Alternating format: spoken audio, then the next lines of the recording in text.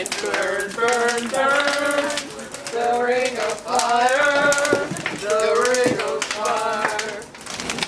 When we moved up here from Rutland into the country, it was the 60s, and it was sort of like you did things off the land. And this is the first time we owned a house and we had land.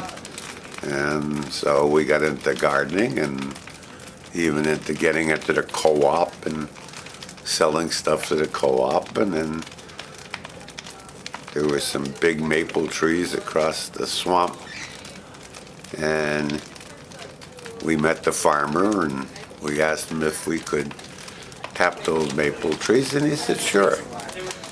And so that sort of went with the gardening and the goats and a milking cow and chickens and ducks and pigs. And it was just sort of fit right into it. It was part of the program.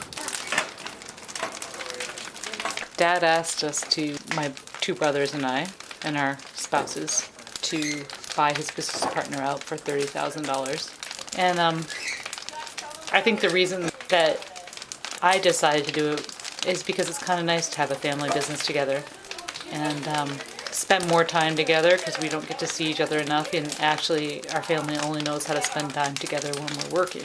So sugaring's perfect because it's working and we're all cutting wood together and staying up till 4 a.m. making maple syrup together.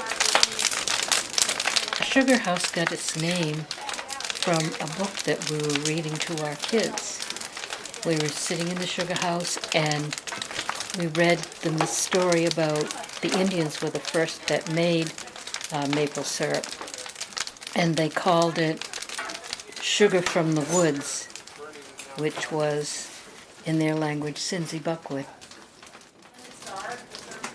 This year 5 years, the original went one pretty lasted good. 12. We were all pretty tired by the end, but it's the most sap we've seen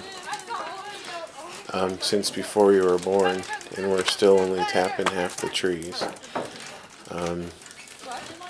So it really wore us out by the time the end of the season came around. It's been almost a decade since we ran out of wood. I think a lot depends upon the family, and especially your generation.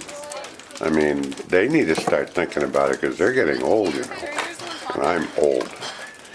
And you know, when you guys get ready to go, it'll give them new energy. So I think it's all up to you and your sister, and you know, we'll see how it goes.